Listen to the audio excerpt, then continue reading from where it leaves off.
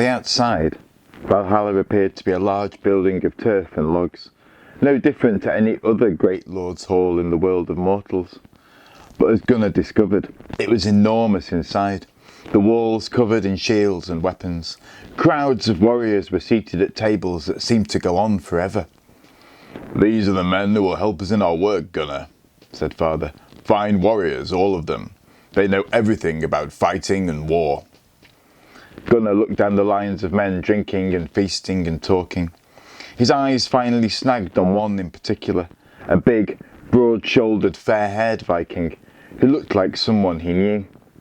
"Yes, my name is Olaf," said the young man when Gunnar asked him, "and I have a brother called Rorik." They spoke for a while, but father was keen to start his training. Before long, Gunnar was dripping with sweat, his muscles aching from practicing with sword and shield and spear. That night, he slept next to father on the floor in Valhalla, and in the morning, they went straight out to the training ground again.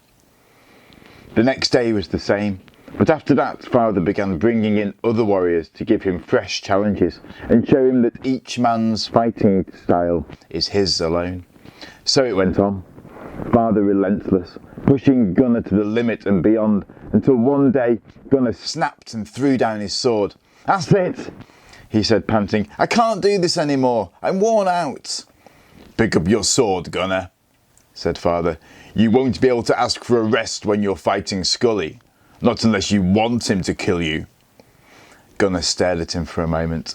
Then he wiped the sweat from his eyes with the back of his hand, picked up the sword, hefted his shield. Soon he and father were trading blows as before, the sun setting, their long shadows stretching out behind them.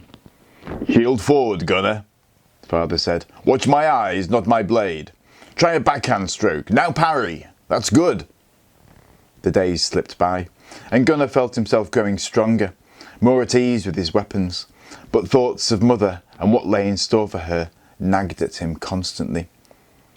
"Time is running out, father," he said one day when they were resting. "I'll have to leave soon if I'm to get there in time." "I know, Gunnar," said father, "but you're not ready for Scully yet." "I might never be ready," Gunnar murmured. "And what happens if Viglaf decides he won't wait for me anymore? How will I get home then?" "I will take you," said a voice. Gunnar turned around and saw Brunhild approaching. Since his arrival in Asgard, he had often watched her and the Valkyries bringing dead warriors to Valhalla. She always nodded to him, as if they were old friends, but they hadn't spoken. "My wolf can do the journey as swiftly as a thought. That way you can have more time with your father." "What about Viglaf and the rest?" said Gunnar. "You can't take them all." "Odin will tell them they should set off now," she said, shrugging.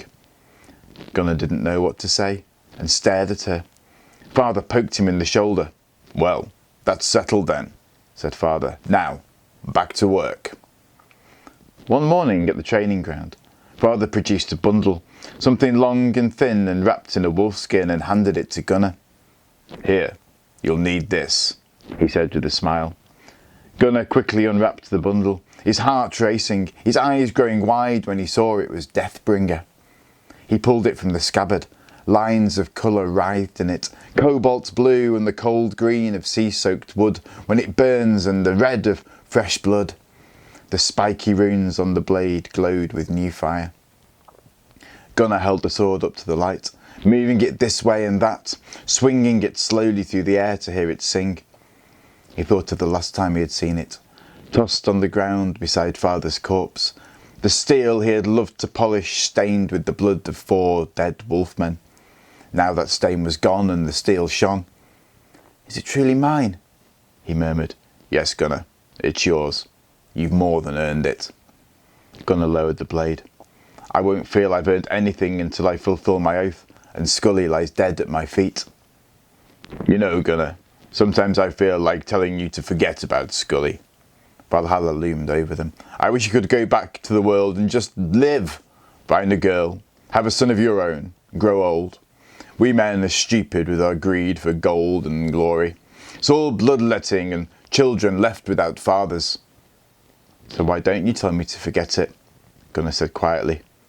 "Because you wouldn't listen." "You're right," said Gunnar. If I do as you say, Scully wins. So even if I did have a son, I would have to tell him Scully had his grandfather murdered and took his grandmother for his wife and stole our land, and I did nothing about it. What would he think of me, father? What would I think of myself? Silence fell between them, and they stared at each other. Anyone watching might have thought they were more like brothers than father and son. My answer would be the same if I had ever been in your position, said father. Now, let's see if we can get a bit more work in before this light goes. I might be old, I might even be dead, but I can still teach you a thing or two. Then, one day it was time at last for Gunnar to leave. Brunhild was waiting for him on her wolf. Odin was there with his ravens, the birds cawing. Gunnar's head was suddenly full of all the things he had meant to say, but now he couldn't speak, and his eyes feasted on father for the last time. Take care of yourself, Gunnar, said father, and of your mother. I will, said Gunnar. He hugged him quickly and ran to Brunhild, his eyes filling with warm tears that spilled over and ran down his cheeks.